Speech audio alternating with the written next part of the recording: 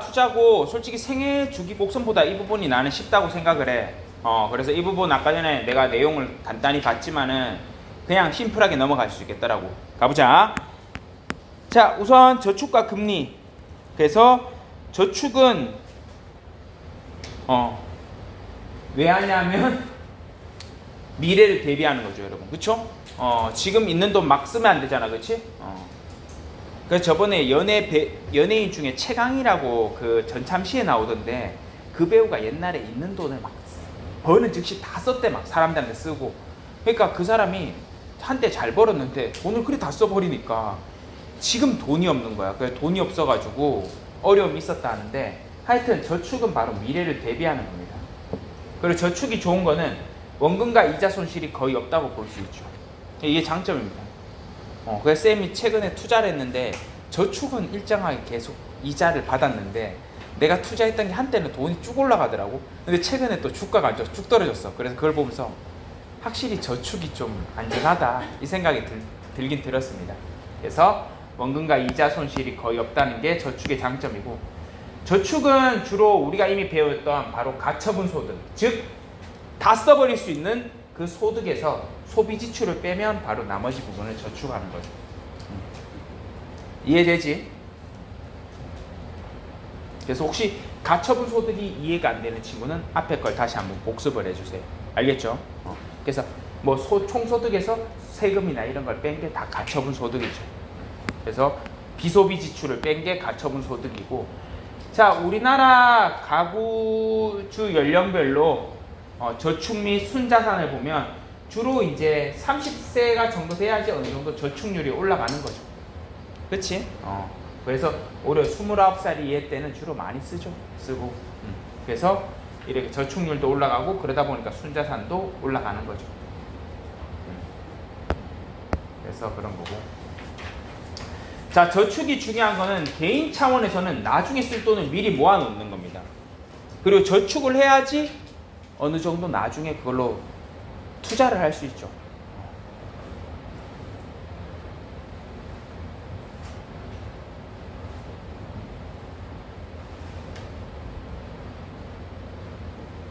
하지만 그게 개인 차원이 아니라 국가 차원에서는 저축을 많이 하면 많이 할수록 그 나라에 돈이 쌓이는 겁니다.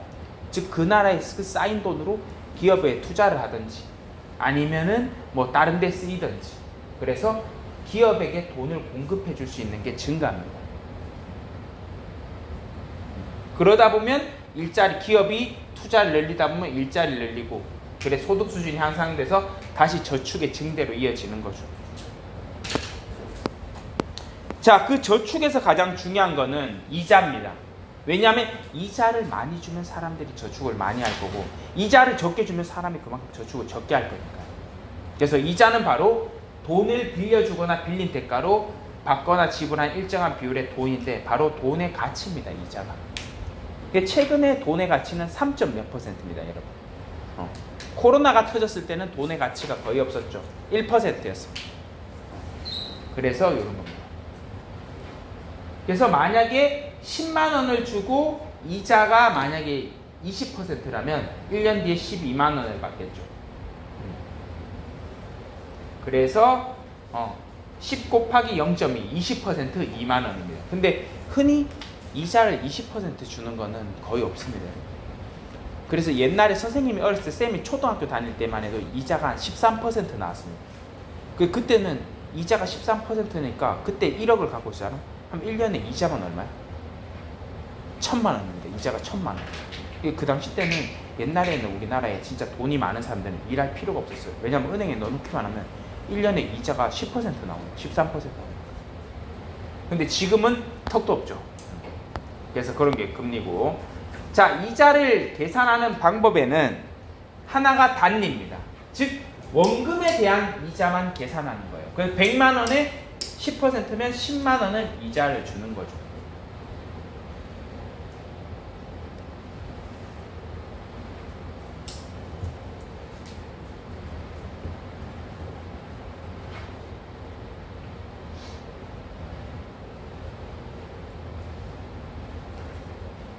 그래서 1년에 10%면 10만 원. 그 다음 년에도 100만 원에 10%니까 10만 원이죠. 그러니까 100만 원 넣어놓으면 1년에 10만 원씩 계속 이자가 들어온다 생각하면 됩니다. 그게 단리입니다. 가장 단순하죠, 이게.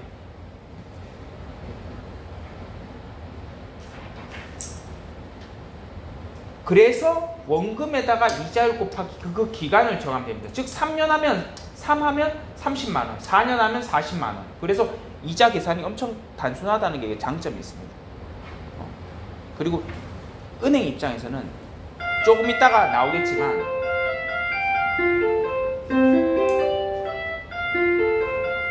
복리보다 단리를 주는 걸 좋아합니다. 이 은행들 대부분. 그리고 여러분 단리로 줘요. 왜냐하면 이거는 이자를 조금만 줘도 되거든. 그 원금에 대해서만 이자를 주다 보니까. 이해돼?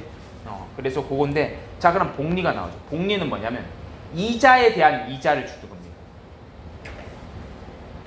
그래서 은행들이 대부분 싫어하고, 약간 은행들이 영업할 때 이 복리 개념을 많이 씁니다. 그러니까 고객님 저희 은행 복리로 드리는데 이자 많이 드리는 거예요 하면서 가입을 요구하지만, 대부분 완전 자세히 찾아보면 약간 복리보다는 약간 복리 개념을 넣어놓는 게 많습니다. 대부분.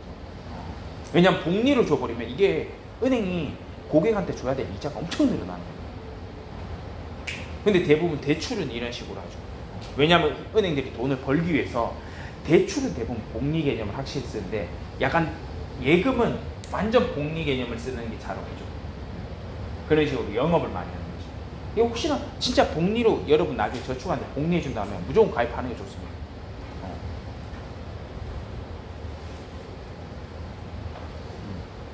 밑줄 닫히면 할게.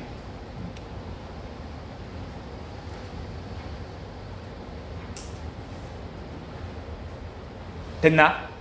자, 간다. 자, 아까 전에는 1년차는 여러분 복리나 단리나 차이가 없습니다. 왜냐면 100만원에 10%면 이자는 어차피 10만원이거든.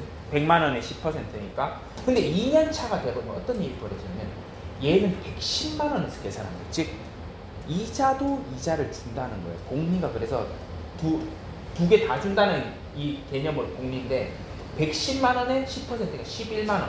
에게 선생님 만원 정도밖에 차이 안 나는데 이게 뭘 그래 크나요 싶지만, 여러분 이게 계속 밑에 걸 반복한다 생각해요. 한 5년, 6년, 10년 해봐. 이게 금액이 장난 아니게 불어납니다. 그래서 이렇게 이자에 이자를 주는 거를 바로 복리를 계산한 방식입니다. 이자에 이자를 주는 거. 요거 이해돼? 그래서 흔히 구하는 공식은 이렇게 나오는데, 여러분 이거 솔직히 이거를 팀매경에 문제를 내겠어 안 내겠어? 이렇게 제곱근 하는 거. 제곱근은 안 낼 겁니다. 다만 나중에 한 이렇게 몇 년 차 이자는 계산할 수 있는 거는 알아야 되는 거죠. 그래서 요거 너무 개념 보지 말고 그냥 이런 식으로 구하면 되구나만 보면 됩니다. 알겠죠? 자, 그리고 7위 법칙은 원금이 2배 되는 기간인데, 즉 내가 5천만 원을 넣어서 1억이 되려면 얼마가 걸릴까, 이런 겁니다. 근데 이거는 이자율을 72로 나누면 되는데, 즉 이게 우리나라 지금 현재지. 우리나라 지금 만약에 2억 넣어서 4억 되려면 24년 넣어야 돼요. 그러니까 요렇게 이자가 계속 3%라는 가정하에. 이해돼? 한번 생각해봐. 옛날에는 원금의 2배 되려면 이자 한 10% 줬어. 그럼 몇 년 있으면 돼? 만약에 이자를 10% 줬어, 옛날에. 그러면 은행에 2억 넣어놓으면 4억 되는데 몇 년 걸리냐면, 72 나누기 이자 10%니까 해버리면 7.2년만 있어도, 7년만 있어도 옛날에는 은행에 돈 넣어놓으면 2배가 된답니다. 7년만. 그러니까 옛날에는 진짜 돈 넣어놓으면 되는 거지. 왜냐면 2배 되는데 7년밖에 안 걸리거든. 센 거죠. 이해되나? 자, 금리.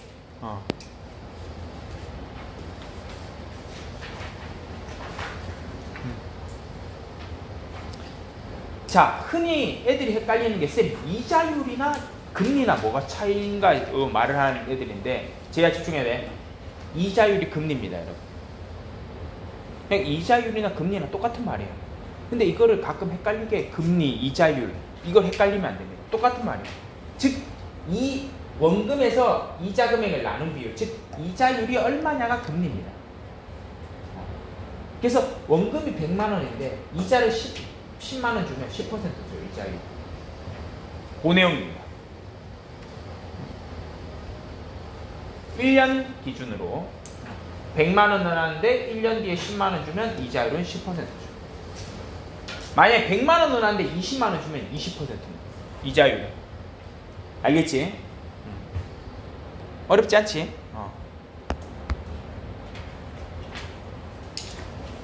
자, 은행에서 봤을 때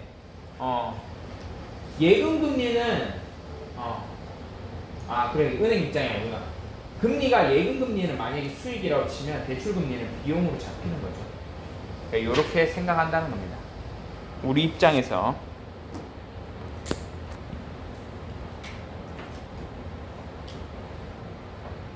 자, 그래서 일반적으로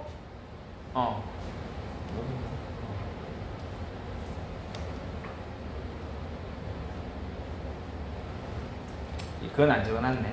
요거 우선 밑줄 쳐줘.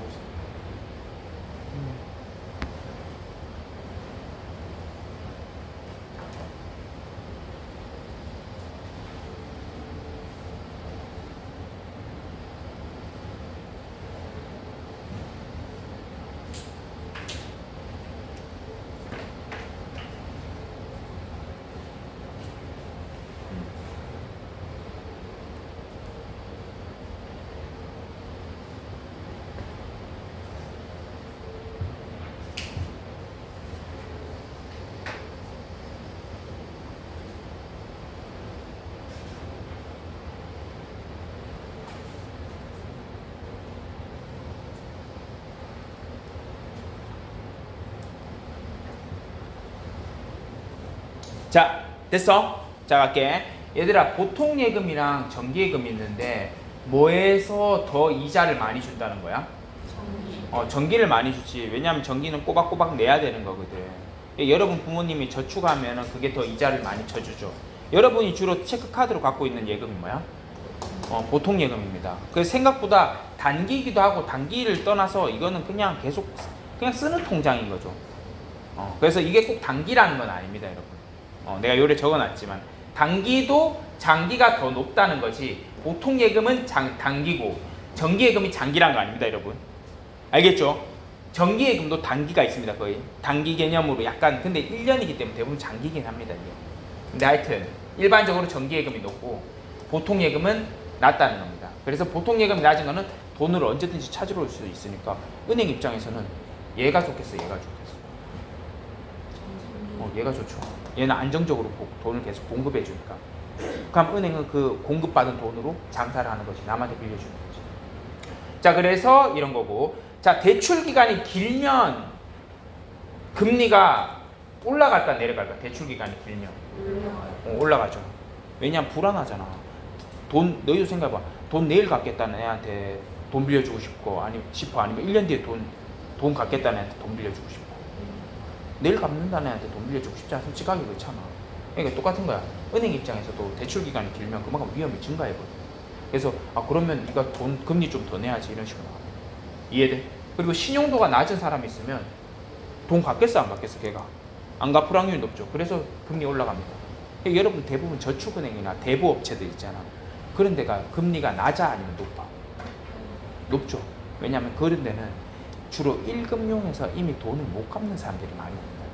그러니까 이미 국민은행, 우리은행에서 돈 못 갚던 애들이 그 막 저축은행이나 대부업체 가가지고 돈을 빌려가지고 1금융권을 갚는 거예요. 그만큼 위험한 애들이니까 걔들은 그 2금융권에서 돈을 금리를 올려버리는 거죠. 그러니까 그 사람들이 돈을 갚는 게 쉽지가 않습니다, 실제로. 왜냐면 이미 1금융에서 못 갚던 사람들. 그래 때문에.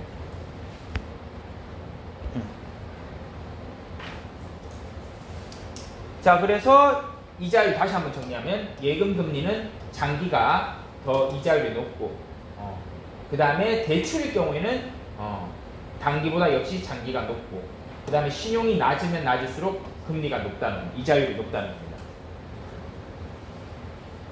다시 한 번 말하지만 이자율이랑 금리랑 똑같은 말입니다. 그래서 대출금리가 일반적으로 높기 때문에 예대 마진, 즉 예금과 대출을 통해서 마진을 누린다. 은행이 돈 버는 건 바로 예대 마진이라는 겁니다.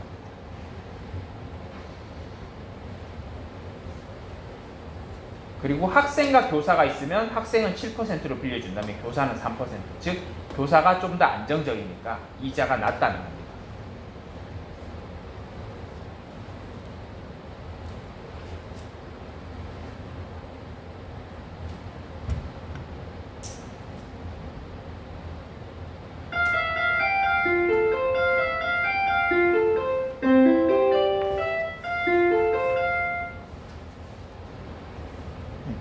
다 정리됐나? 좀 더 적어야지.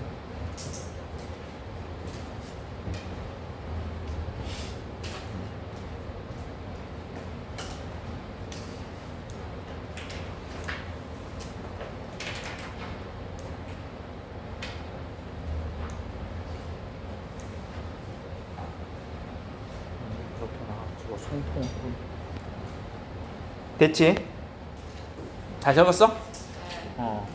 자, 그 다음에 여기 했던 거고, 자, 할인율이랑 수익률인데 애들이 미쳐버리는 게 여기서 여러분 주로 미쳐버립니다. 사람들이.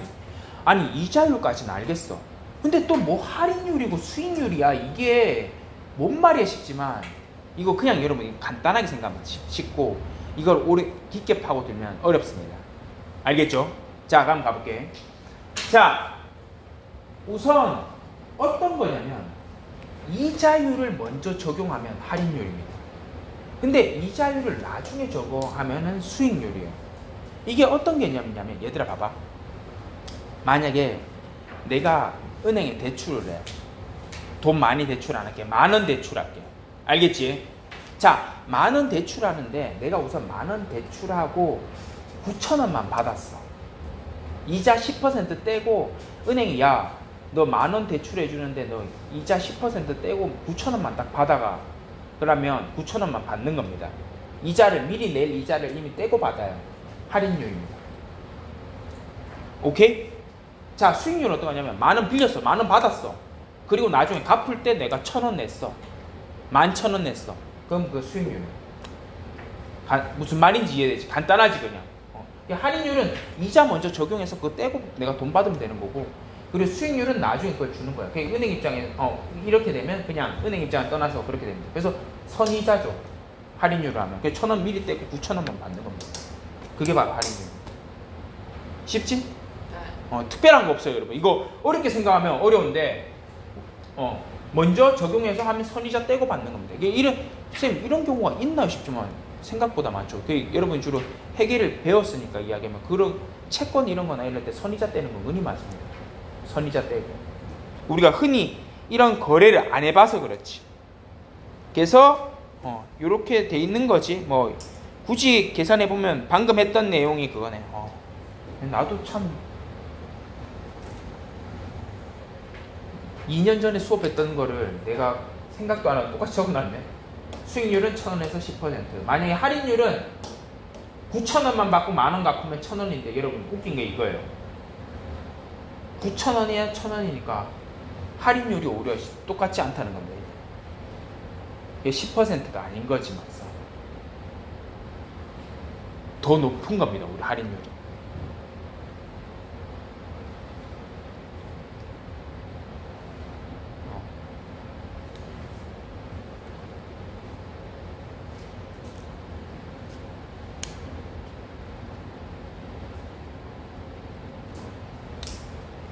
자, 다 적었어?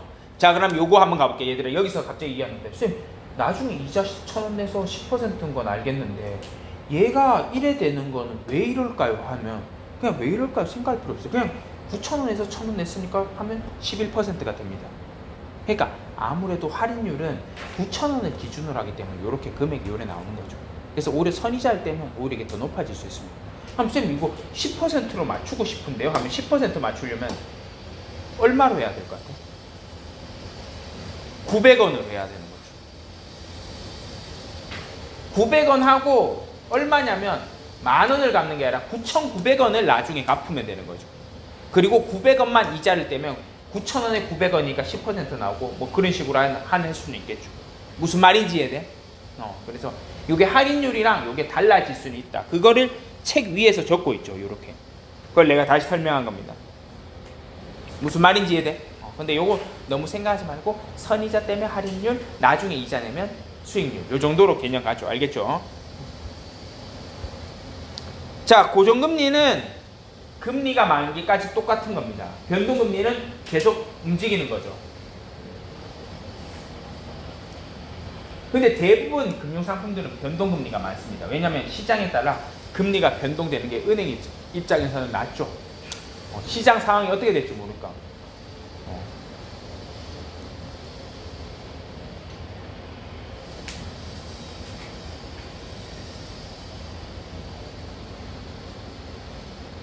했어? 자, 그럼 하나 예를 들어볼게. 얘들아, 금리가 있잖아. 내가 잘한 일 중에 하나인데, 내가 금리 한 5% 할 때 내가 1년짜리 예금 넣어놓은 게 있거든. 그 상품을, 그 돈을 넣어놓은 게 있어. 잘했어, 못했어? 잘했지. 왜냐면 지금 금리 3%밖에 안 주잖아. 근데 내가 그때 한참 금리 한 5% 찍을 때 내가 예금을 하나 넣어놨던 게 있단 말이야. 왜냐면 나는 그때 금리가 5% 주면 많이 주는 걸 생각했어. 왜냐면 금리가 5%까지 가는 게 잘 없단 말이야. 근데 내가 막 돈을 엄청 넣는 거 아니고 몇만 원 넣는 거야, 얘들아. 알지? 그래서 많이 하는데 그 5%, 즉 금리가 떨어질 것 같으면 고정금리에 넣는 게 낫습니다. 5% 주면. 이해돼? 금리가 근데 앞으로 오를 것 같아. 내가 오히려 5%인데 막 더 오를 것 같아. 그러면 내가 고정금리에 넣는 게 나을까? 변동금리에 넣는 게. 변동금리에 넣는 게 낫다는 거야. 왜냐면 앞으로 금리 올라갈 거니까. 그럼 여기 내가 한번 물어볼게, 얘들아. 지금 너희가 만약에 대출을 해. 너희가 여기 동두천시 아파트를 한 채 사. 너희가 1억 있어. 한 2억 빌려야 돼. 너희는 지금 입장에서 고정금리를 넣는 게 나을까? 변동금리를 넣는 게 나을까? 너희가 지금 경제 상황을 몰라서 그냥 하나 찍어봐. 너희 뭐에서 넣는 게 나을까? 2억을 빌려야 돼. 고정금리로 대출을 받는 게 나을까? 변동으로 받는 게 나을까? 지금 변동으로 받는 게 낫습니다. 왜냐하면 지금은 트럼프가 앞으로 금리를 깎겠다는 식으로 이야기를 하거든요. 그래서 약간 지금은 가면 변동금리에 반영하는 거예요. 만약에 트럼프가 금리를 올릴 것 같다 그러면 그때는 고정금리로 받는 게 낫죠. 대출을. 왜냐하면 트럼프가 금리 올려버리면 내가 그만큼 대출이자를 더 내야 돼요. 이해돼? 그래서 바로 그런 겁니다. 자, 여기하고 이제 좀 쉽게요. 자, 명목금리, 실질금리 중요하죠. 그래서 은행에서 이자 4% 준다고 하지만 물가가 2% 올라버리면 내가 실제 받는 이자는 2%밖에 안 됩니다.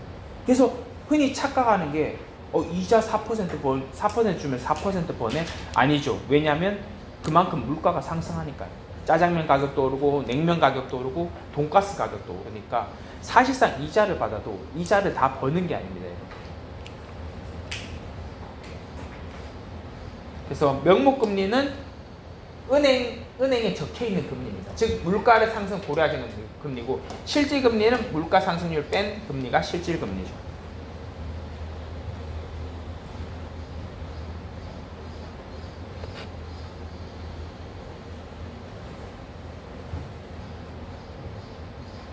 그래서 100만원 가지고 4% 금리의 예금 통장을 넣으면 104만원 버네 싶지만 100만원짜리 TV가 그 다음에 가니까 102만원이야. 그럼 막상 2만원밖에 안 번 거지. 왜냐하면 그만큼 TV 가격도 올랐으니까. 그치? 자, 그리고 세정금리는 여러분이 흔히 착각하는 게 금리, 은행에서 이자 받으면 그걸 이자로 온전히 받을 수 있다고 생각하는데 이자에도 세금이 있습니다. 그래서 가끔 여러분 은행 통장 보면 비과세 되는 게 있어요. 세금 안 내는 적금이 있어. 그런 거 괜찮습니다. 왜냐하면 그거는 세금을 안 내도 되는 이자가 있는 거예요. 근데 일반적으로 그런 게 세금이 엄청 세진 않고 세금이 아마 좀 이자율이 높진 않고 낮을 수도 있는데, 근데 그런 게 있어. 가끔 청년 통장 이런 게 있거든. 그런 게 약간 비과세 주는 게 많아. 청약저축이나. 그럼 그거 괜찮은 게 뭐냐면 세금을 안 낼 수 있어. 그래서 세정금리, 세후금리를 따져봐야 됩니다. 나중에 할 때. 알겠죠? 자, 여기 하고 잠깐 쉬지 뭐.